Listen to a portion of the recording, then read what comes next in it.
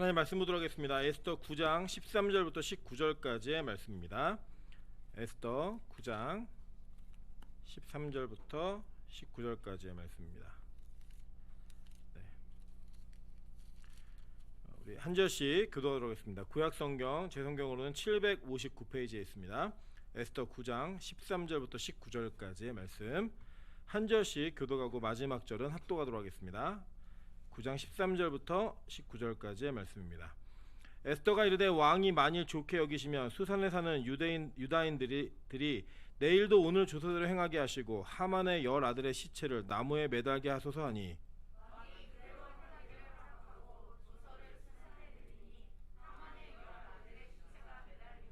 아달월 14일에도 수산에 있는 유다인이 모여 또 300명을 수산에서 도륙하되 그들의 재산에는 손을 대지 아니하였고 왕의 각 지방에 있는 다른 유다인들이 모여 스스로 생명을 보호하여 그들에게서 벗어나며 자기들을 미워하는 자 7만 5천 명을 도륙하되 그들의 재산에는 손을 대지 아니하였더라. 아달월 13일에 그 일을 행하였고 14일에 쉬며 그날에 잔치를 베풀어 즐겼고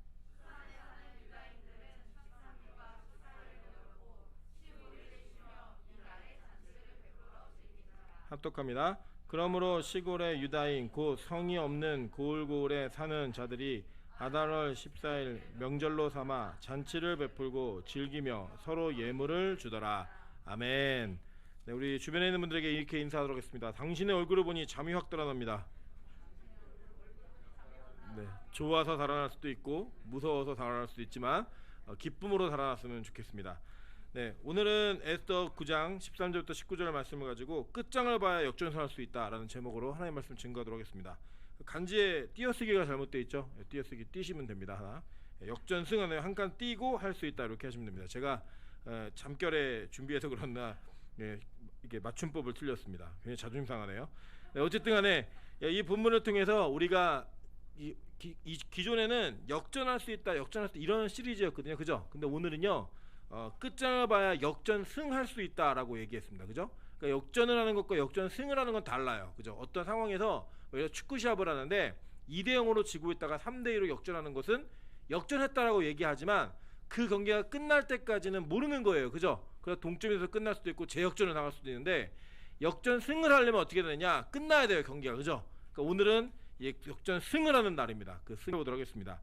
근데 이게 본문의 이제 내용들을 이제 에스더는 뭐 장절을 계속 시리즈로 하는 게 아니라 좀 건너뛰어서 하다 보니까 앞장에 있는 내용들이 뭔지 잘 모르실 거예요. 그래서 우리 지난 시간에 어디까지 배웠냐면 이 하만이 자기가 모르드게를 달려고 했던 그 나무에 하만이 달리는 그 장면으로 끝이 났습니다.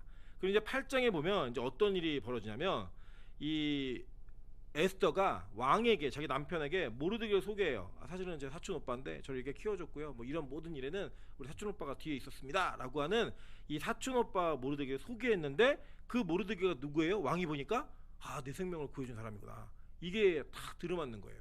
그럼 이게 굉장히 중요한 사실입니다. 왜냐? 이 하나님께서는 모든 일들을 계획과 준비 속에서 이루어 가신다는 거예요. 여러분 그래서 우리 보통 보시면은 여기 이제 부부로 앉아 있는 분도 계시고 연인도 있고 또 연인이 없는 분도 있고 다 이렇게 계시잖아요. 근데 결혼을 하고 보면요, 그 전에 저는 그랬거든요. 저는 이렇게 제가 처음 만났던 자매하고 결혼을 할 줄 알았습니다. 그래서 이 자매 아니거든 더 이상은 없다. 그런데 나중에 알고 봤더니 저희 아내가 준비되어 있었기 때문에 그 모든 자매들이 다 저를 슬피 울며 근심하며 떠나고 헤어지고 다 했던 거예요.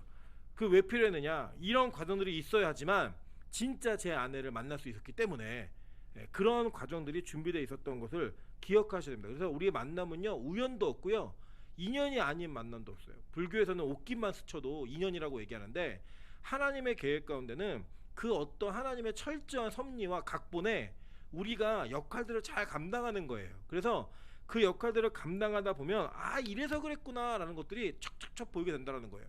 여러분 생각해보세요.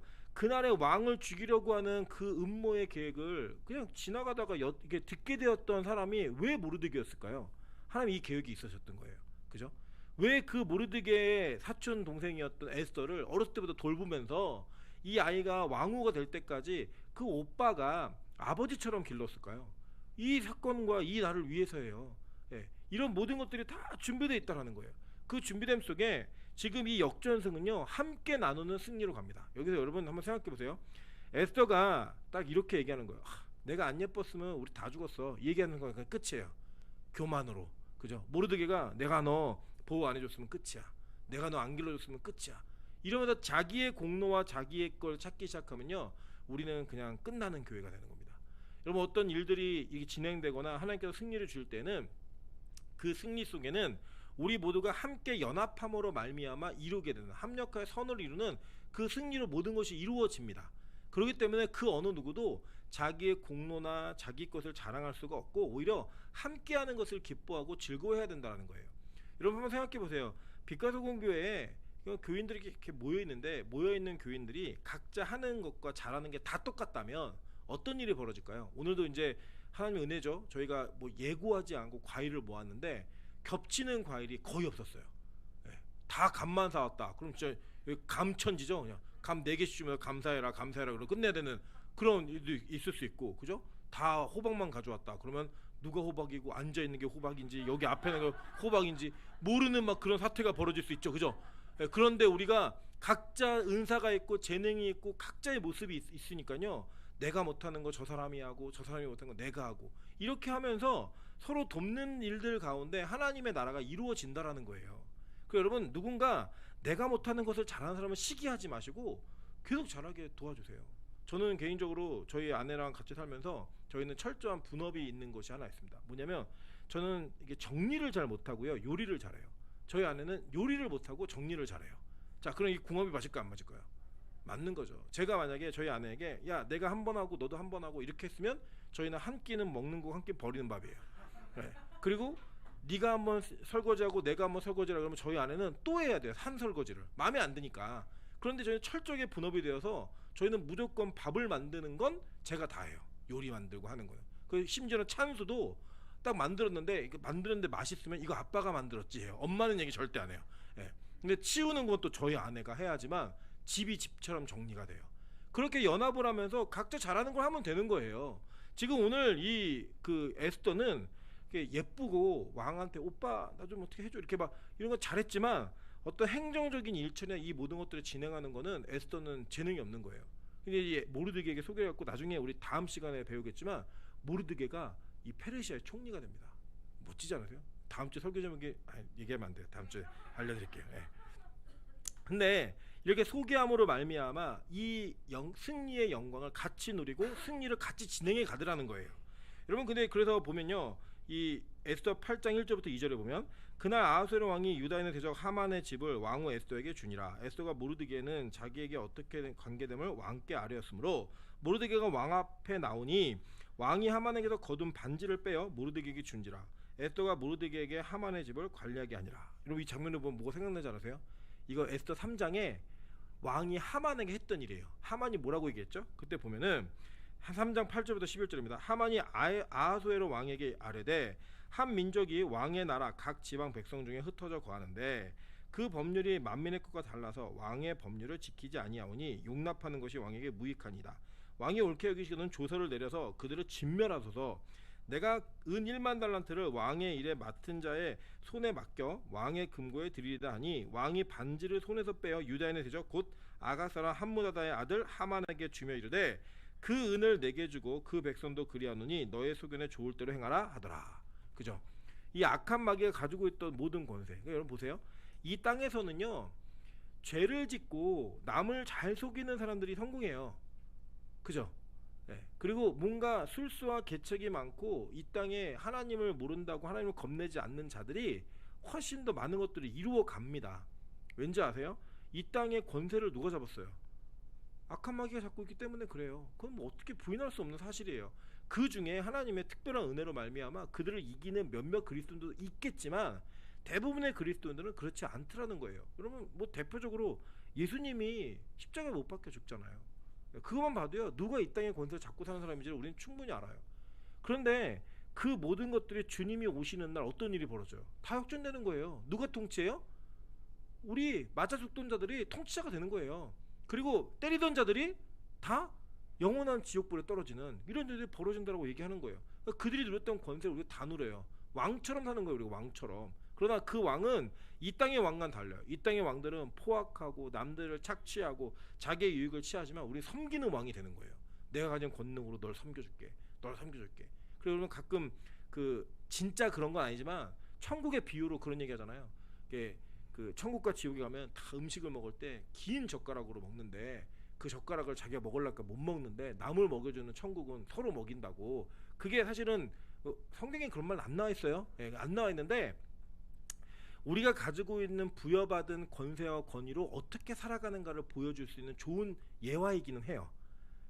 뭐냐, 우리가 왕처럼 사는 거예요, 천국에서. 근데 내가 왕이니까 다 꿇어, 나 이런 사람이야, 알아서 기어, 뭐 이런 거 아니에요. 예, 그게 아니라 그 권위를 가지고 섬기는 거예요. 남들을 섬기고 희생해주고 남들을 더 높여주는 그런 왕 같은 삶을 살아서 서로 왕처럼 여겨주는 거예요. 여러분 가끔 우리 그런 얘기잖아요. 결혼식 할 때 줄에 서시는 분들이 흔히 하는 얘기가, 당신의 아내를 무수리처럼 대하면 너도 머슴이고 당신의 아내를 여왕처럼 대하면 넌 뭐가 된다? 황제가 된다. 막 이렇게 얘기하잖아요. 그죠? 그렇게 얘기하는 거가 똑같은 일이 천국에서 벌어지는 거예요. 그래서 그 장면에 대한 어떤 이미지 모형으로 이 모르드게가 이 왕의 반지를 받아끼는 장면이 나오는 거예요. 실제로 이 장면을 통해 우리가 예언되어진 것도 일어나죠. 그죠? 힌트가 있었잖아요. 어떤 힌트가 있었냐면 그 아하수에로 왕에게 하만이 갔는데 왕이 일기를 읽다가 내가 모르드게한테 아무것도 안 해줬네. 하만에게 묻잖아요. 어떻게 하면 좋겠어? 그랬더니 왕이 존귀 여긴 자가 나밖에 더 있겠냐 싶어갖고 왕의 왕관과 옷을 입히고 말을 태워서 돌아가면서 막 존귀하다 이렇게 얘기하게 해주세요라고 했더니 그 누가 했어요? 모르드게가 그 일을 당했잖아요. 그죠? 자기 의지가 아닌데 그걸 당함으로써 그 당한 일들이 실제가 되는 거예요. 실제가. 그 여러분, 악한 마귀는요, 여러분이 어떤 존재가 될지 알아요. 네. 그 열받아 가지고 여러분을 어떻게든 잡아서 끌어내리고자 발버둥을 치는 거예요. 예수 믿는 자들이 마지막에 자신들이 무정행에 갇히고 영원한 지옥불에 떨어져서 영원한 사망을 대하게 될 때 예수 믿는 자들이 어떤 존재가 될지 알아요. 그래서 막 화풀이하고 막 미친 듯이 날뛰는 거예요. 그게 바로 지금 이 땅입니다. 그 날뛰는 날뛰임 속에 그들이 얘기하는 게 있다니까요. 우리가 어떻게 될지를 알아요. 여기 보세요. 뒤에 보면은 에스더의 모르드게가 그 하만이 자기가 누리려고 했던 것을 모르드게가 누리는 장면을 보고 머리 싸매고 집에 가서 얘기하잖아. 야, 이런 일이 있었는데 막 그랬더니 그 중에 지혜로운 자와 아내가 뭐라고 얘기해요? 너 이제 큰일 났다. 유다인이 맞으면 네가 그 앞에 엎드려지게 돼 있어. 이 얘기를 했어요. 그리고 그것 때문에 논의하고 있는 중에 여왕에게 불려간 거예요. 에스더에게 잔치에 간 거예요. 네. 그런 상황이 있었던 거예요. 모든 일들은 다 이루어질 것을 하나님은 이미 예비해 놓으셨어요. 뭐 귀신도 알고 다 알아요. 그래서 여러분, 귀신같이 한다. 진짜 그래요. 네, 정말 그래요. 제가 한번 경험이 있는데 제가 시골에서 사촌 형하고 이렇게 있다가 굿을 하는 거예요. 옆집에서. 근데 궁금하잖아요. 제가 호기심 천국이거든요. 그래서 보통 여러분은 이제 막 굿하고 막 이러면 무서워 이럴 때 저는 무슨 일이 있을까라는 흥미와 어떻게 굿을 하나, 진짜 작두에서 뛰나 뭐 이런 거 보고 싶어가지고 그 집을 문을 열고 들어가는데, 저희 사촌 형하고 문을 열고 들어가는데 굿을 하던 무당이 갑자기 저희 쪽으로 바라보면서 예수 믿는 것들이 어서 들어와! 그래갖고 저희가 너무 무서워가지고 도망갔어요. 제가 감사한 건 예수 믿는다는 게 거의 증명됐어요. 그 진짜 무당이에요. 진짜 귀신처럼 알더라고요. 예수 믿는 것들이 어디로 들어와 그래갖고 저희가 그냥 놀래가지고 그 화장 진하게 아줌마가 얘기하니까 놀래가지고 막 뚝방까지 막 돌이 막 뛰면서 어떻게 알았대 이러면서 막 되게 재밌었던 기억이 있거든요. 어렸을 때 지금 같았으면 나사렛 예수를 명하노니 이랬을 텐데 그때는 어린데다가 중학생이어가지고 막 도망가는데 바빴는데 그 마귀도요, 여러분 어떻게 할지 안다니까요. 예. 저희 그 어머니네 교회도 그런 분이 계세요. 지금은 안 계신데 어떤 분이 계셨냐면 젊었을 때 점집에 갔더니 점 보는 사람이 당신은 30 이전에 예수 안 믿으면 일찍 죽는다고, 단명한다고. 그래갖고 겁이 나가지고 교회 다니다가 이분이 권사가 되셨어요. 예. 점쟁이가 전도도 해요. 알아요. 예수 믿는 사람이 누군지. 예. 그런 형태로 하나님께서 우리에게 뭔가 다 알려주세요. 이렇게 어떤 사인들을 통해 우리가 어떤 존재가 될지, 뭐 이런 거예요. 여러분, 뭐 미래를 맞춘다 이런 개념이 아니고요. 여러분, 천국에서 왕 같은 존재가 됩니다. 믿으십니까? 다 알아요. 그거 마귀가 우리 존귀한 존재가 돼요. 믿으십니까? 다 알아요. 그러니까 지금 좀 버티세요. 견디세요. 지금 뭐 집이 좀 없으면 어떻고, 차가 좀 없으면 어떻고, 남편이 없으면 어떻고, 아내가 좀 없으면 어때요? 나 천국 가면은 다 누리게 되는데. 제가 꼭 이런 얘기만 하면은 다 사람들이 나중에 끝나고 그래요. 왜 민정지사 공격하냐고. 저는 생각도 안 하고 말하는데 본인도 막 자기 얘기했다 그러고 뭔 얘기는. 저는 그냥 일반적으로 얘기하는데 자기가 찔리나 봐요. 결혼 못한 게 찔리는지 괜히 이런 얘기만 나오면 혜영 집사하고 민정지사가 자기들 얘기했다고. 전혀 아닙니다. 저는 그런 사람 아니에요. 대놓고 하지 막 돌려서 얘기하는 그런 사람 아니에요. 자, 그런데 보면요, 여기에서 이제 이 장면을 잘 읽어보시면요, 에스더가 얼마나 독한 여자인지를 알 수 있어요. 뭐냐면 왕이, 내용을 제가 설명을 드릴게요. 간단하게. 왕이 이걸 보면서 에스더가 울어요. 살려주세요, 우리 민족을 살려주세요. 그랬더니 조서를 바꿔갖고 이 유다인들을 죽이려고 했던 사람들을 너네가 죽여라, 대신 복수를 해라 라고 하루를 허락해줘요.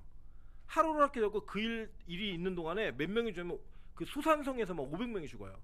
500명이 딱 죽었는데 이 오늘 읽으신 본문이 에스더가 또 얘기하는 거예요. 하루 말고요, 하루 더 해주세요. 그래갖고 3명을 또 죽여요.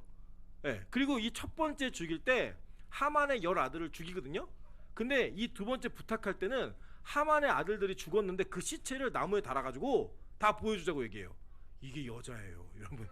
엄청 무섭습니다. 여자가 온열에 하늘 품으면 소리가 내린다고 이 일이 벌어지는 그 장면에 있는 거예요. 근데 이 장면 속에 우리가 몇 가지를 좀 깨달아야 될 게 있다는 거예요. 잘 보세요. 먼저는 에스더 8장 7절부터 8절에 보시면, 아하스웨로 왕이 왕후 에스더와 유다인인 모르드에게 이르되 하만이 유다인을 살해하려 함으로 나무에 매달렸고 내가 그 집을 에스더에게 주었으니 너희는 왕의 명의로 유다인에게 조서를 뜻대로 쓰고 왕의 반지로 인을 칠지어다. 왕의 이름을 쓰고 왕의 반지로 인친 조서는 누구든지 철회할 수 없음이니라 하니라 라고 얘기해요. 그죠? 이게 왕을, 그러니까 유다인과 에스더의 집을 죽이려고 했던 자들을 다시 죽이라고 이 조서를 내리라는 얘기를 하면서 바꾸지 않는 명령을 내리는 거예요. 내리는데 8장 10절부터 13절 보시면, 아하스웨로 왕이 명의를 쓰고 왕의 반지로 인을 치고 그 조서를 역졸들에게 붙여 전하게 하니 그들은 왕궁에서 길러서 왕의 일에 쓰는 준말을 타는 자들이라. 그러니까 빨리 전해야 되는 거예요. 페르시아 너무 머니까 이게 시간을 보면 이게, 그러니까 그 죽이기로 한 날짜는 정한 날짜의 9개월 뒤예요. 9개월 뒤고 지금 이 사건이 벌어지는 거는 그 날을 정하고 난 그부터 2달 뒤예요. 그러니까 이게 몇 달이 남은 거예요. 앞으로 7개월이 남은 거죠. 근데 그 7개월 동안 소식이 다 안 갈까봐 가장 빠른 말을 치는 거예요. 왜냐면 페르시아가 그렇게 넓었어요. 그 넓은 땅에 막 인마를 보내는 거예요. 이게 보면서 뭐라고 얘기했냐면, 유다인에게 허락하여 그들을 함께 모여 스스로 생명을 보호하여, 그러니까 같이 모여서 자기를 지키는 방어를 할 수 있는 공동체를 만들라는 거예요. 그런 다음에 각 지방의 백성 중 세력을 가지고 그들을 치려하는 자들과 그들의 처자를 죽이고 도륙하고 진멸하고 그 재산을 탈취하게 하되. 그러니까 뭐냐면 이 조서가 원래는 하만에 의해서 유다인들 다 죽여라는 조서가 갔죠. 이미 갔을 때 어떤 일이 벌어졌냐면, 잘됐다, 저 꼴보기 싫은 유다인들 죽여버려야지. 그리고 세력을 모든 사람들이 있었던 거예요. 날짜만 대봐라, 죽여버리겠다. 그게요, 유다인들한테 큰 위기였어요. 그죠? 큰 위기였는데 그 위기를 통해 하나님은 그 페르시아 땅에 이 유다인들이 계속 살아감에 있어서, 그들이 존속함에 있어서 장애가 될 만한 적들이 누구인지를 정확하게 알게 하신 거예요. 이게 뭔지 아세요? 여러분 잘 생각해 보세요. 뭐냐면 그 사무엘하에 보면 다윗이 왕노릇 잘하다가 이 밧세바의 범죄를 통해 자기의 아들이었던 그 누구죠? 압살롬이 반란을 일으켜요. 반란을 일으켜갖고 도망을 갑니다. 도망을 가는 와중에 어떤 일이냐면, 시므이라고 하는 베냐민 지파의 사람이 그를 저주하는 일이 벌어지고요. 그 다윗에 대한 통치에 불만이 있었던 그 유력자들과 그 세력들이 다 본색을 드러내요. 본색을 드러내면 나중에 다윗이 회귀를 하면서 이 내용들을 정리를 합니다. 정리를 할 때 달개기도 하고 앉기도 하고 다 품어요. 그런데 이 다윗이 자기의 아들인 솔로몬에게 왕위를 물려줄 때 그 반란의 수괴였던 자들과 그 세력들을 그냥 두지 말라고 정확히 얘기해줘요. 왜냐? 하나님의 통치와 나라가 온전하게 이루어지기 위해서 다윗이 힘이 있을 때에는 그들이 다 자기의 본인을 숨기고 있었단 말이에요. 그런데 그 다윗이 위기에 처하니까 그 적들이 다 수면 위로 드러나는 거예요. 그런데 그 적들을 없애지 않으면 솔로몬 시대에 샬롬이 없는 거예요. 샬롬이 있어야지만 성전도 짓고 하나님의 나라가 임하는데, 그 샬롬을 이루기 위해 하나님은 위기라고 하는 상황을 다윗에게 주시면서 다윗의 죄도 징계하시고, 동시에 다윗이 회복된 이후에 장애가 될 만한 모든 죄의 문제들과 죄의 세력들, 악의 세력들을 다 멸절하게 하는 일들을 동시에 하시는 거예요. 그 여러분이 위기에 처하잖아요. 그 위기가 여러분에게 절대로 손해가 아니고 아픔만이 아니라 진짜 내 적이 누구인지, 진짜 나를 위하는 사람이 누구이고 기도의 동역자가 누구인지, 중보자가 누구인지를 알 수 있다는 거예요. 그 알을 통해서 내가 이 땅에서 살아가면서 의지하는 것들 다 내려놓는 거예요. 아, 이건 아니구나. 여러분 그럴 수 있잖아요. 가끔 그러잖아요. 돈이 많을 때 친구들 많잖아요. 그죠? 재산이 많을 때 많은데, 그 돈 많은 사람이 죽거나 돈 많은 사람이 힘이 없어지거나 가난뱅이가 되면 사람들이 모여요, 안 모여요? 안 모인다고요. 우리가 지금 그런 상황일 수 있다고요. 무언가 내가 이용 가치가 있으니까, 내가 무언가 이 땅에서 살아가는 데 있어서 필요한 존재일 수 있으니까 사람들이 우리를 이용하기 위해서 우리에 대한 진짜 본심을 드러내지 않고 관계를 유지할 수 있어요. 근데 우리가 위기를 당하면 어떤 일이 벌어진지 아세요? 그들의 본색이 다 드러나요. 아, 진짜 날 위해 기도하는 사람이 누구였구나, 진짜 나를 위해 희생해주는 사람이 누구였구나, 내 친구가 누구고 적이 누군지를 정확히 알게 합니다. 제가요 정말 위기를 당해보니까요, 이 사람은 내 친구 같았는데 친구가 아닌 사람이 있고요, 저 사람이 왜 나를 돕지? 라고 느껴질 만한 절대 계산 속에 없던 사람이 저를 돕기도 하고요. 이런 일이 벌어지면서 하나님이 어떤 관계를 맺어가야 되는지를 정확히 알려주시더라고요. 그럼 마찬가지입니다. 교회가 어려울 때요, 진짜 교회 일꾼은요 기도하는 사람이에요. 진짜 교회가 위기가 있을 때 진짜 교회 일꾼이 나타나는 거예요. 그러니까 여러분, 좋을 땐 다 좋은 겁니다. 좋을 때는 안 좋은 거 없어요. 그런데 정말 위기가 되고 어려움이 있고 헤쳐나가지 못할 것 같은 큰 장애물이 우리 앞에 있을 때 진짜 교회를 향한 일꾼이 누구인지를 알 수 있게 된다는 거예요. 그래서 위기는 여러분의 주변 정리를 하는 데 있어서 가장 필요한 사건이라고 하는 것을 잊지 않으셔야 됩니다. 어려움이 있거나 힘든 일이 있을 때 정말로 나를 위해 기도해 주는 사람, 같이 하나님의 말씀 앞에 서기를 도와줄 수 있는 사람, 이 사람이 진짜 내 친구라는 거예요. 그래서 여러분, 평소에 많은 친구들 다 정리하시면 돼요. 저희 아내가 아는 분이 이렇게 간증하는 걸 들어봤는데, 그분이 이제 연예인인데 돈을 엄청 많이 벌 때는 핸드폰에 인원이 3,000명이 있어요. 3,000명.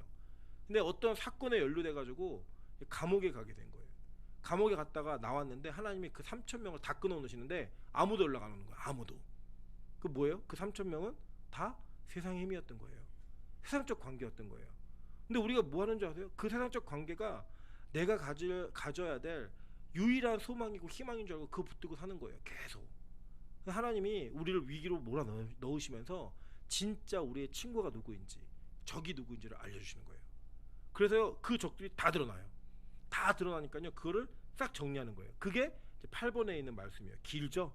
긴데 우리 굵은글씨만 볼게요. 굵은글씨 보면, 수르와의 아들 요압이 내게 행한 일, 곧 이스라엘 군대의 두 사람과 넬의 아들 아브넬과 예델의 아들 아마사에게 행한 일을 내가 알거니와 그가 그들을 죽여 태평시대의 전쟁의 피를 흘리고 전쟁의 피를 자기 허리에 띤 띠와 발에 신은 신에 묻혔으니 내 지혜대로 행하여 그의 백발이 평안히 스올에 내려가지 못하게 하라. 그죠? 자기가 정리 못했어요. 근데 정리해야 돼요. 왜냐? 그 정리 안 하면 솔로몬의 왕권, 즉 이 성경적으로 얘기하면, 성경신학적으로 얘기하면 샬롬의 시대가 오지 않기 때문이에요. 다 정리해야 되는 거예요. 그 정리하려 얘기했죠. 그 뒤에 보세요. 그 길르앗 바르실레 아들들에게 은총을 베풀어 그들이 내 상에서 먹는 중에 참여하게 하라. 그죠? 이 친구가 누구인지를 알게 된 거예요. 그죠? 그 뒤에 보세요. 뒤에 보면은 바오림 사람 게라의 아들 시므이가 너와 함께 있나니 그는 내가 마하나임으로 갈 때 악독한 말로 나를 저주하였느니라. 그러나 그가 요단에 내려서 나를 영접함으로 내가 여호와를 두고 맹세하여 이르기를 내가 칼로 너를 죽이지 아니하라 하였노라. 그러나 그를 무죄한 자로 여기지 말지어다. 너는 지혜 있는 사람이므로 그에게 행한 일을 알지니 그의 백발이 피 가운데 스올에 내려가게 하라. 다 얘기해요. 다 정리하라고 얘기했어요. 여러분, 뭐 다윗이 용서했다 그런 거 아니에요. 보면은 다 미룬 거예요. 그런데 그 왜 미뤘냐면, 그 당시에는 통합이라고 하는 걸 해야 되기 때문에 미뤘지만, 이 시대 속에서 그 솔로몬의 시대에 하나님이 왜 다윗이 성전 질러 할 때 못 지게 했죠? 네 손에 피를 많이 묻혔다고 얘기하지만 그 본래 얘기는 샬롬의 시대가 안 왔기 때문에 못 짓게 한 거예요. 그러니까 이 성전 지는 것이 다윗의 목적이었단 말이에요. 그래서 이 샬롬의 시대를 위해서 그의 적들을 다 없앤 거예요. 없앰으로 말미암아 성전을 지을 수 있는 그 자격과 그 환경이 만들어지게 되었다라고 보는 것이 이 전체적인 내용을 잘 읽어내시는 거예요. 오늘 에스더도 마찬가지예요. 에스더와 그의 백성들이 이제 1차 포로기한과 2차 포로기한 중간에 있잖아요. 그죠? 근데 2차 포로기한의 중간에 있는 사건인데 이 사건이 2차 포로기한 할 때요. 누가 대장이었죠? 에스라가요. 어떤 권한을 가지고 가는지를 보시면 깜짝 놀라십니다. 에스라가 유브라데 강 이남에 있는 모든 생사 여탈권을 다 쥐고 있어요. 왕의 금고에서 뭐 다 갖다 쓸 수 있어요. 만약에 이 적들이 그냥 그대로 살아남아 있으면 그거 됐을까요? 안 됐을까요?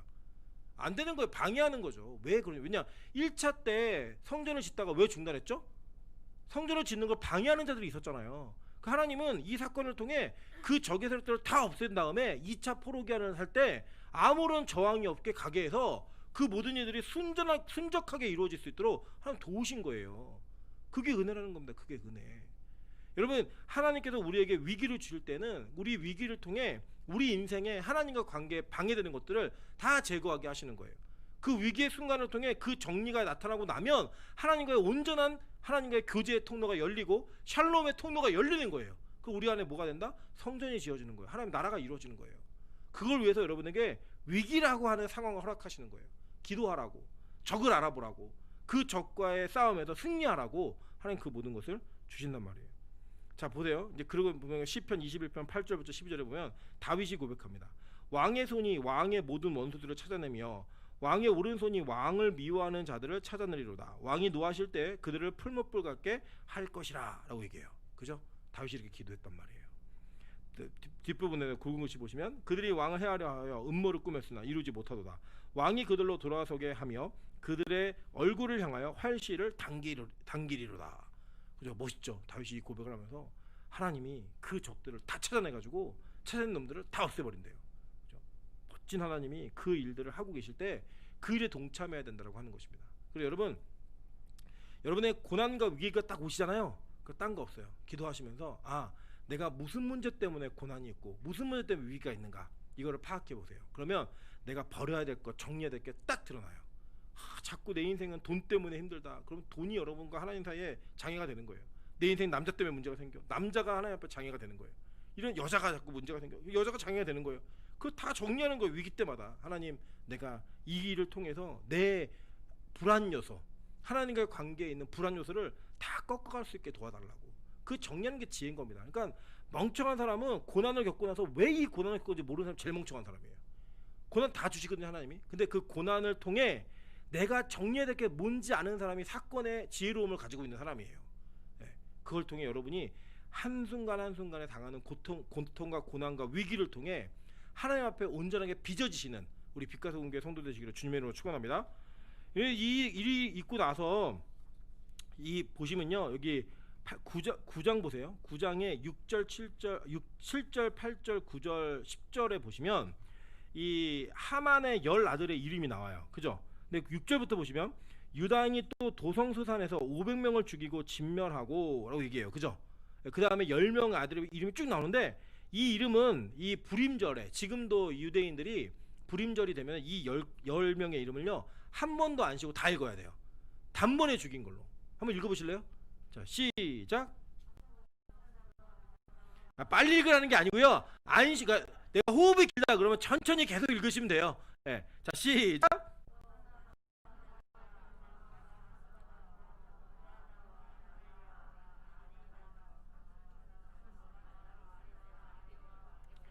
네. 혹시 쉬신 분 집에 가서 연습하셔가지고 하나님 단번에 끝낼 수 있게 도와달라고. 제가 어제 연습 되게 많이 했어요. 저 시킬까봐. 네. 저 잘 읽어요. 한번 해보니까 여러분이 이 단번에 끝내는 이 전쟁을 딱 끝내셔야 되는 거예요. 10명의 아들까지 싹 죽여버려요. 싹 죽여버리면서 지금 더 이상은 역전의 일이 없게 만드는 거예요. 근데 보세요. 이 12절에 보시면 왕후 에스더에게 이르되 유다인이 도성수산에서 이미 500명을 죽이고 멸하고 하만의 12아들을 죽였으니 왕의 다른 지방에서 어떠하겠느냐. 이제 그대의 소청이 무엇이냐고 허락하겠노라 라고 또 물어요. 얼마나 예뻤으면 계속 물을까요? 계속 묻는 거예요. 오빠가 해줄게. 오빠가 계속 해줄게. 막 계속 묻는 거예요. 계속 물으니까 오빠 이번에는 하루만 더 죽이게 해줘. 무섭죠, 그죠? 하루만 더 죽이게 해줘. 그리고 그 열아들의 시체를 다 달게 해줘. 다 다는 거예요. 이걸 보면서 제가 어제 밤에도 이제 주석 몇 권을 이렇게 쭉 찾아보니까요, 자꾸 이 사건을 도덕적 윤리적으로 문제가 있지만 뭐 이런 식으로 자꾸 해석을 하더라는 거예요. 근데 여러분 잘 보세요. 지금 이거 이렇게 해석하시는 분들은 구약의 연속성을 모르기 때문에 지금 이야기하는 거예요. 여러분 잘 보세요. 여기에 이 사건의 모티브가 됐던 이 실제, 그러니까 베냐민 지파가 실패했던 사건이 있었죠. 그 사건이 무슨 사건이었어요? 사울에게 아말렉 남기지 말고 다 죽이라고 얘기했어요. 근데 사울이 뭐 했어요? 아각하고 좋은 것들 남겼단 말이에요. 그 남긴 것들 때문에 베냐민 지파의 왕이었던 사울이 하나님께 버림받는 사건이 있었다고요. 근데 하나님이 이 사건을 그 사건과 동일한 사건으로 여기시면서 지금 이 말씀을 써내려가는 거예요. 그죠? 그러면 보세요. 지금 이 사건을 통해 에스더와 모르드게가 지금 자신들의 적들, 남아있는 자들을 살려야 돼요, 죽여야 돼요? 죽이는 게 순종이라고요. 이건 도덕적 윤리적인 차원의 문제가 아니에요. 여러분, 하나님이 여러분의 관점에서 도덕과 윤리를 갖고 있는 분이 아니에요. 여러분 자꾸 그런 일들을 얘기하시는 분이 있는데, 그럼 제가 질문을 던져볼게요. 시대가, 역사가 쭉 진행되면서 도덕과 윤리적 기준이 다르죠? 다르잖아요. 여러분 예전에는 우리 조선시대, 지금부터 약 100년 120년만 해도요, 남자가 3-4명의 첩을 거느리고 그 첩을 거느렸던 여자들 사이에 서로 형님 동생 하면서 친하게 지내는 게 여자의 덕목이었어요. 그게 윤리였다고요. 그 당시에. 그때 시기 질투하면 뭐예요? 나쁜 사람이었다고요. 윤리적으로 맞지 않는 여자였다고요. 그 여자는 그 시대 속에 질투하지 않는 게 그 당시 윤리였어요. 근데 지금 그걸 갖고 오면 돼요, 안 돼요? 안 되잖아요. 그죠? 지금은 어떻게 돼요? 머리 잡아 뜯어야죠. 그게 윤리잖아요. 그게 도덕이고. 근데 그 당시에는, 지금의 여러분이 잘 보시는 불륜 드라마는 그 당시에 불륜을 저질렀을 때 화내는 본처가 나쁜 여자였어요. 윤리가 바뀌었다고요. 도덕이. 맞죠?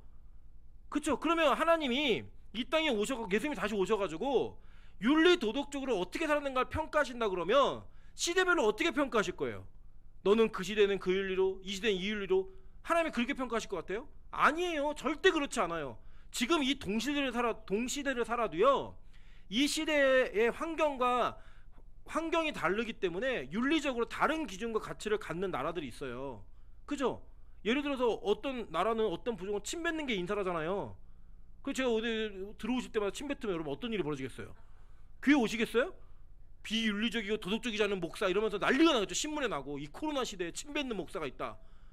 안 그러시겠어요, 여러분? 이게 각 시대 속에서도 다 달라요. 도대체 하나님이 어떤 기준으로 평가해야 돼요? 하나님은요, 자신의 말씀이 선인 거예요. 그냥 그것이 선이고, 그걸 지키느냐 지키지 않느냐가 악을 행하느냐 선을 행하느냐가 결정되는 거예요. 제가 그래서 창세기 설교할 때도 말씀드렸잖아요. 하나님이 하시는 건 다 선이에요. 하나님이 죽여, 그럼 죽이는 게 선이고, 살려, 그럼 살리는 게 선이에요. 근데 여러분, 하나님이요, 쓸데없이 사람을 죽이지 않아요. 하나님이 이 아말렉 족속을 끝내버릴 때 그 끝내는 근거가 있었다고요. 보실게요. 사무엘상 15장 2절부터 3절을 보면, 만군의 여호와께서 이같이 말씀하시기를, 아말렉이 이스라엘에게 행한 일, 곧 애굽에서 나올 때 길에서 대적한 일로 내가 그들을 벌하노니. 이게 성경신학대로 따지면 구원받는 자들을 방해했던 자들이에요. 그죠? 구원을 방해한 자들. 그러니까 그 구원을 방해했던 자들은 어떻게 돼요? 벌을 받아야 된다고요. 그 벌이 뭐냐? 지금 가서 아말렉을 쳐서 그들의 모든 소유를 남기지 말고 진멸하되 남녀와 소아와 젖먹는 아이와 우양과 낙타와 나귀까지 죽이라 하셨나이다. 다 죽이라는 거예요. 다. 그래서 여기 보시면요, 아주 재밌는 게, 왕의 조서에는요, 그들의 재산을 다 취하라고 얘기했어요. 성경은 반복적으로 뭐라고 얘기하냐면 그들의 재산은 건드리지 않았다라고 얘기해요. 그죠? 보세요. 먼저 어디 나오냐면 10절 보세요. 9장 10절. 곧 함무다의 손자 유다인의 대적 하만의 10딸을 죽였으나 그들의 재산에는 어떻게 했어요? 손을 대지 않았다라고 얘기해요. 그죠? 몇 번 더 나와요. 살펴보세요. 그들의 재산은 손대지 않았다. 뭐냐? 하나님이 다 죽이라 그랬거든요. 취하지 말라고 얘기했어요. 그래, 누구는 취했어요? 사울이 취했잖아요. 그 취한 것 때문에 버림받은 기억과 역사를 기억하면서, 야, 우리는 이번에는 실패하지 말고 하나님 앞에 끝까지 순종해서 끝장 보자. 이거예요. 그거 다 죽이는 거예요. 그래서 또 죽이는 거예요. 언제까지요? 끝장을 볼 때까지. 하만의 아들들이 복수할까봐. 지금 이 하만이 누구의 자손이에요? 아각, 아말레와 아강의 자손이에요. 원래는 이 전쟁은 사울 시대에 끝났어야 되는 전쟁이라고요. 그 전쟁을 못 끝내니까 그 전쟁이 이어져서 지금 여기까지 온 거예요.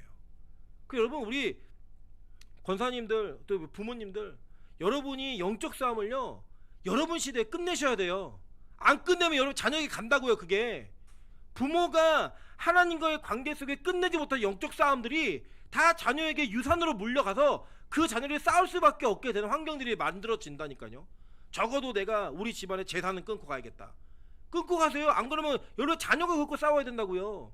적어도 내가 이 집안의 불신자는 없게 만들고 가야겠다. 안 그러면 여러분의 자녀가 누군가를 전도하기 위해 또 다른 희생을 해줘야 돼요. 그걸 끝내주면 안 돼. 언제까지 하느냐? 끝장을 볼 때까지. 그래 에스더는요 그거 안 거예요. 지혜로운 여자예요. 독한 여자가 아니에요. 표독스러운 서태와 같은 그런 여자가 아니라, 하나님, 우리 조상, 우리의 조상이 사울이 이 전쟁을 못 끝냈는데 그 못 끝낸 것 때문에 지금 우리가 이 고통과 죽음의 위기에 있었습니다. 하나님, 이번에는 내가 끝장 보겠습니다. 그래서 왕이 하루에 끝내는 거인 거예요. 야, 500명 죽였잖아. 또 뭐가 필요하니? 하루만 더 주세요. 그거 죽이는 거예요. 또 그 몇 명 죽어요? 7만 5천 명 죽어요. 7만 5천 명 죽인다고요. 전체적으로.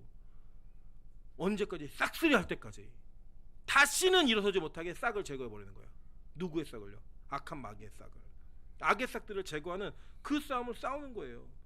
보세요. 그래서 이 모르드게와 이 유다인들은요 이걸 다 기억하는 거예요. 아, 우리가 그때 우리 조상이 이기지 못했던 그것 때문에 포로로 끌려왔지. 그렇게 하나님 앞에 순종하지 못했던 것 때문에 우리가 이렇게 망했지. 그리고 우리가 죽을 뻔했지. 그러니까 이제는 더 이상은 안 돼. 그래 결단하고 이 싸움을 싸우는 거예요. 그 여러분, 지금 우리 교회 가정들과 이렇게 다 이렇게 살펴보면 다 문제가 있어. 없는 사람, 저희도 있고 다 있어요. 근데 여러분, 뭘 갖고 싸우시냐면요, 하나님, 내 대 이거 끊지 않으면 내 자녀에게 물려줘야 됩니다. 내가 이거 목숨 걸고 싸워서 끊겠습니다 라는 각오를 가지고 끝까지 끝장을 보셔야 돼요. 그래야 역전이 아니라 역전승을 하는 거예요. 그 역전승을 해야지만 그 후대에게 페르시아에서 복귀하면서 모든 권한과 모든 것들을 다 누리며 갈 수 있는 길이 열린다고요. 이게 역사의 통로인 거예요. 하나님의 일하심인 거예요. 여러분, 우리 세대에 다 안 이루어질 수도 있어요. 우리 세대에 무언가 일이 안 벌어질 수도 있어요. 제가 우리 점심시간에도 우리 장로님 두 분과 함께 교회의 미래를 나누고 얘기를 했어요. 저는 그 일이 벌어지지 않을 것도 가능성도 있다고 생각해요. 그러나 그 꿈을 가지고 기도하는 거예요. 그래서 이것을 이루기 위한 그 다음 전 단계가 뭔지, 지금 우리가 할 수 있는 게 뭔지를 고민하면서 기도하면서 준비하는 거예요. 우리 때 안 이루어지면 찬수하고 수학하겠죠. 저 아이들 때 안 이루어지면 제 아이들이 또 하겠죠. 그걸 바라보면서 가는 거예요. 다만 우리는 우리 시대에 우리가 할 수 있는 일이 뭔가, 내가 끝까지 싸워 이길 수 있는 게 뭔가, 그거 해내는 거예요. 오늘 에스더는 그 일을 한 거예요. 여러분, 진짜 그 일 하고 계십니까? 이 일을 하지 않으면 여러분이 안 싸우고 간 싸움을 여러분 자녀가 싸워야 되는 거예요. 자녀 사랑하시잖아요. 자녀 문제라면 죽고 못 사시잖아요. 그 죽고 못 사는 문제에 여러분이 짐을 얻는 게 아니라 힘을 얻어주려면 지금 여러분이 영적 싸움을 싸우셔야 된다는 거예요. 가끔 이런 얘기하면요, 기도하시는 부모가 없는 자매 형제들은 굉장히 마음이 힘들어합니다. 근데 여러분, 우리나라에서요 오래 믿어봤자 5대예요. 5대. 제가 4대째인데 진짜 우리나라 초기 선교사님들이 와서 직접 전도한 거, 그 전도 듣고 복음 전환 받은 사람은 5대예요. 5대. 제 나이 때. 그러니까 지금 우리로 따지면 6대 정도 있겠죠. 우리 아이들 세대. 지금 충분히 역전 가능합니다. 그 6대에 다 신실한 애들 아니에요. 날라리도 있고, 예, 그냥 왔다 갔다 하는 애도 있고 다 있어요. 지금부터 여러분이 각오하고 뛰면 여러분 진짜 여러분 믿음의 명문가를 만들 수 있어요. 부모님 전도해서 예배자로 만들고, 그리고 내 새끼 예배자로 키우고, 벌써 3대가 세워지는 데대. 금방 역전합니다. 걱정하지 마세요. 그래서 목숨 걸고 기도하시고, 여기 특별히 안 믿는 가정에서 신앙생활하는 자매들, 어떻게든 돈을 빌려줘서라도 믿는 집에 시집가세요. 믿네, 자꾸 돈 빌려줘갖고 너 이거 안 갚으려면 결혼해, 그랬고 결혼 다 하든지 해가지고 믿는 믿음의 가문에 접붙임이 돼서 그 접붙임의 은혜로 말미암아 내 가문의 어려운 문제를 싸워 이겨나가야 되는 거예요. 이겨나가야 되는 거예요. 그 이겨나감으로 말미암아 내 자녀에게 진짜 믿음의 유산을 남겨야 되는 거예요. 믿음의 유산. 그게 바로 이 에스더가 각오하고 결단하고 한 일이에요. 왕, 오빠 하루만 더 줘. 하루만 더 줘. 그러면서 뭐 했어요? 10 아들의 시체를 매달아 버렸어요. 매달아 버리고 그 유다인들을 다 유다인들이 자기들을 죽이려고 했던 사람을 다 죽여요. 13번 보세요. 에스더 9장 14절부터 16절입니다. 왕이 그대로 행하기를 허락하고 조서를 쏟아내니 하만의 열 아들의 시체가 매달리니라. 아달로 14일에도 수산에 있는 유다인이 모여 또 300명을 수산으로 도륙하되 그들의 재산에는 손을 대지 아니하였고, 그죠? 재산은 안 되죠. 옛날 기억하는 거예요. 재산 손댔다가 망한 애들, 자기 조상 사울을 기억하면서 근데 절대 그건 다시 실패하지 않는다. 그러면서 다른 유다인이 모여 스스로 생명을 보호하며 대적들에게 벗어나며 자기들을 미워하는 자 7만 5천 명을 도륙하되 그들의 재산에는 손을 대지 아니하였더라. 근데 우리는 뭐에 관심이 있어요? 내가 이거 얼마 벌었지? 얼마 생기지? 그게 아닌 거예요. 영적 싸움에는 우리가 물질의 손해를 보고 우리가 시간의 손해를 보고 건강의 손해를 보더라도 그 싸움을 싸워줌으로 말미암아 얻어지는 하나님의 순종함에서 오는 유익, 그걸 기대하는 거예요. 그걸 기대하며 싸워가는 겁니다. 진짜 자녀 사랑하시는 권사님들 기도하세요. 진짜 자녀 사랑하시는 부모님들 무릎 꿇으세요. 아이들 때문에. 그게 아이들을 위해서 해줄 수 있는 최고의 선물이고 최고의 유산이라고 오늘 성경 우리에게 가르치고 있는 거예요. 그래서 끝장을 여러분 때 보셔야 역전승을 하는 거예요. 그 승을 해야 그 연전연승이 우리 자녀들과 후대들에게 계속 가는 겁니다. 마찬가지입니다. 우리 교회에 적용하겠습니다. 여러분, 지금 이 교회가 해결해야 될 일이 뭔지 기도하셔야 돼요. 저도 2021년을 놓고 이제 기도하기 시작했습니다. 하나님, 2021년에 우리 교회에 주실 은혜가 무엇인지, 우리가 그 은혜를 위해서 달려가야 될 것이 무엇인지, 그 확실한 하나님의 사인을 저에게 좀 주십시오. 그래 우리가 목표를 정하고 달려갈 거 아니에요. 우리 장로님들하고 제가 오늘 얘기하고 장로님도 동의해 주셨어요. 이제 운영위원회도 다 얘기하셔야겠지만 내년에는 우리 예산을 세우지 않을 겁니다. 작년에 세운 예산도 코로나 때문에 예산을 아무것도 집행하지 못했어요. 고정비만 예산을 세울 거예요. 뭐 교육자 사례라든지 우리 뭐 월세 나가는 거라든지 뭐 이런 것만 딱 세울 거예요. 나머지는 하나님이 주시는 대로 그 주시는 상황에 맞추어서 우리가 할 수 있는 일들을 해나갈 거예요. 하나님이 어떻게 은혜를 주실지 모르겠어요. 그 은혜를 주시는 그 환경이 저는 기적과 같은 일이었으면 좋겠어요. 우리가 다 뭐라고 고백하냐면, 아 진짜 하나님 살아계시는구나 라고 얘기할 수 있을 만한 일들을 감당해내는 그런 교회였으면 좋겠어요. 이런 일이 벌어져야 된다고 저는 믿습니다. 그를 위해서 더 기도하셔야 돼요. 그를 위해서 하나님, 이 교회가 우리 후대에게, 우리 자녀들에게 무언가 어떤 일을 해서 그 믿음의 유산을 남겨줘야 될까요? 라는 고민을 이제부터 하셔야 돼요. 특별히 우리 중직자분들은 반드시 하셔야 돼요. 그래야 이 교회에 미래가 있는 겁니다. 적어도 우리는 하나님이 비전을 조금 보였잖아요. 이 교회에 제가 처음 왔을 때 우리 교회 수요예배 금요철아 권사님들 몇 분, 집사님들 몇 분에는 아무도 안 계셨어요. 청년들 아예 없었습니다. 그런데 지금은 수요예배 금요철에 청년들이 훨씬 많아요. 하나님 비전을 보여주셨잖아요. 앞으로 이 교회가 무너지지 않고 세워져 갈 수 있는 비전이라는 걸 좀 보여주셨잖아요. 그럼 이제 우리 결단을 싸우는 거예요. 하나님, 우리가 그동안 이 아이들을 세우지 못했었는데 하나님의 은혜로 이 교회가 세워져 가고 있다면 내가 지금 뭘 해야 되겠는지, 내가 지금 어떤 결단으로 나가야 되겠는지 그걸 고민하셔야 되는 거예요. 주일학교가 없었던 교회에 주일학교 생기고 있잖아요. 저는 사실 개인적으로 주일학교를 한 번도 해본 적이 없기 때문에 잘 모르겠어요. 잘 모르겠지만 주일학교를 잘하는 전사님들 보내주시고 막 이제 교사들이 붙었어요. 그러니까 제가 기도가 돼요. 하나님, 아이들을 맡겨주시죠. 아이들을 맡겨주시죠. 우리가 이 아이들 위해서 뭘 해야 되겠는지 하나님 저에게 답을 좀 주십시오 라는 기도가 돼요. 왜냐, 지금 이 세대에 저희가 이걸 세워놓지 않으면 이 숙제는 또 우리 자녀들에게 갈 거고 한국교회 우리 후대들에게 갈 거 아니에요. 지금 현재 너무 안타깝지만 주일학교가 없어진 교회가 60%입니다. 없어요. 주일학교가 아이들이 없고요. 이 코로나 때문에 전멸 상태입니다. 전멸 상태. 이 전멸의 상태에서 하나님, 우리 교회에 어떤 은혜가 필요한지, 우리가 뭘 해야겠는지 이걸 보시자는 거예요. 더 기도하면서. 제가 이번에도 하나님이 저에게 계속 설교하라는, 계속 강단을 지키라는 그 사인을 주시고 이거 하면서 제가 우리 전사님 강사님을 기도해요. 하나님, 교육부서에 집중할 수 있는 힘을 주셔서 교육부서가 2021년에 불이 붙는 은혜가 있게 도와달라고 기도하고 있습니다. 이 숙제들 하나하나 보시자는 거예요. 여러분, 밖에서 온 지 1년 반밖에 안 되는, 언제 목회를 그만뒀지 모르는 목사가 이 교회를 위해 그렇게 기도하고 있다면 이 교회를 30년 지키셨던 여러분들은 더 기도하셔야 되잖아요. 이 교회가, 전 1년 반 됐잖아요. 이 교회 어떤 인연도 없어요. 하나님이 그만두라면 그만둬야 되고, 여러분이 저랑 같이 하기 싫다면 언제 나가는 사람이에요. 그런데 하나님의 교회이기 때문에 이 교회를 향한 고민이 한가득 있어요. 그러면 여러분 여기서 크셨잖아요. 우리 청년들 여기서부터 자랐잖아요. 그럼 이 교회가 어떻게 서가야 될지, 내가 지금 어떤 전쟁을 해서, 어떤 영적 싸움을 해서 이 교회 역전승을 이뤄내야 될지 저보다 더 많이 고민하셔야 되는 거 아니에요? 그게 정상 아니에요? 목사니까? 목사가 뭐 대단하다고요? 여러분 그냥 저희는 빠이빠이하고 떠나면 끝이에요. 여러분은 이 교회를 지키셨고 이 교회를 여지껏 세워오셨잖아요. 좀 마음의 결단을 갖고 하나님 끝장보는 역전승을 있게 도와달라고 기도하세요. 여러분 제가 여러분의 가정들을 위해 다 기도합니다. 그러나 여러분만큼 기도 못해요. 여러분만큼 기도 못해요. 내 가정이 아닌데요. 너무 죄송한 표현이지만 제 가정이 아니라서, 제 일이 아니어서 그렇게 기도 못해요. 그러나 여러분은 여러분의 가정을 생각하시면서 끝장보는 기도를 하셔야 되는 거예요.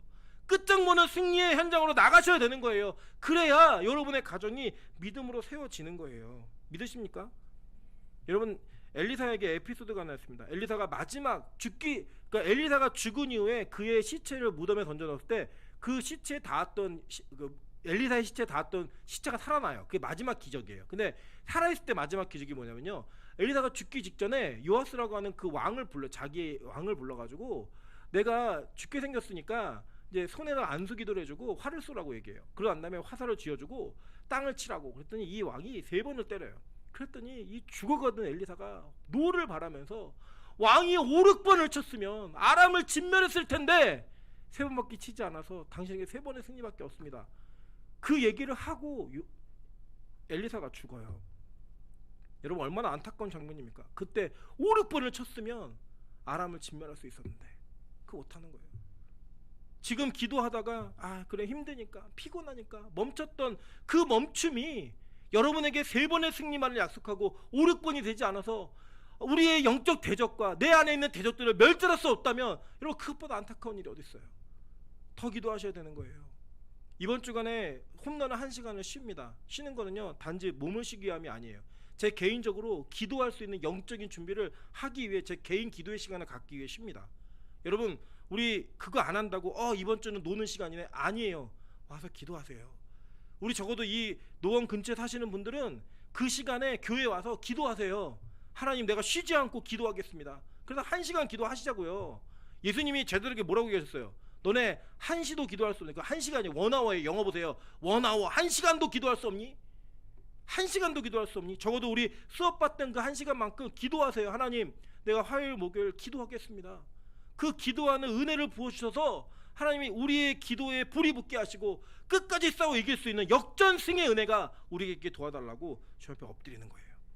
디모데전서 6장 11절부터 14절입니다. 15번이에요.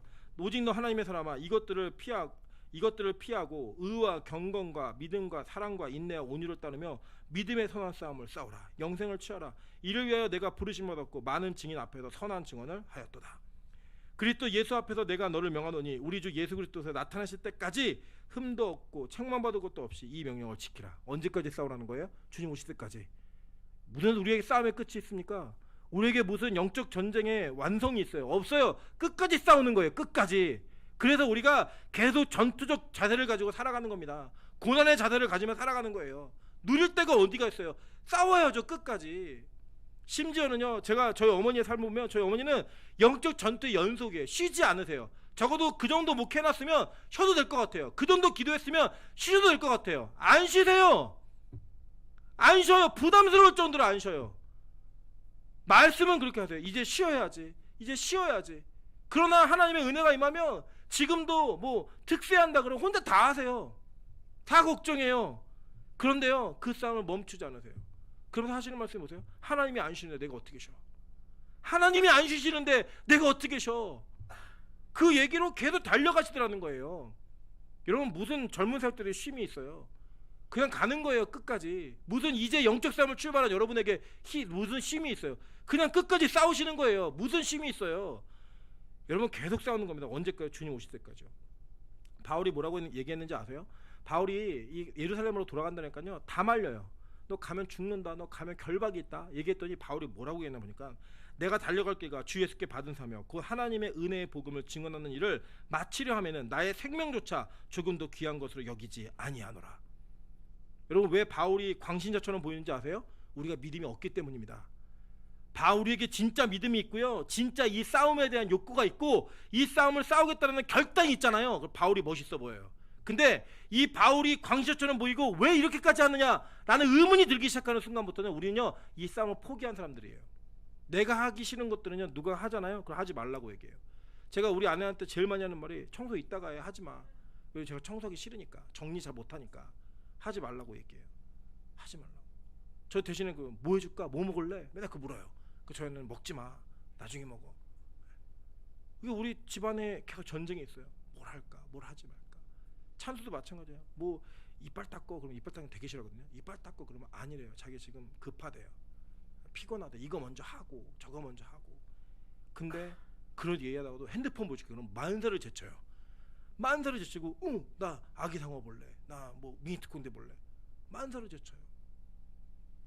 우리가 이 말씀이 부담스러운 이유가 뭐예요? 싸우기 싫으니까 그래요. 어제 저도 그랬지만 우리 모두가 다 지난 시간에 우리 그 레디컬이라는 책을 읽으면서 공통적으로 고백했던 게 다 부담스럽다예요.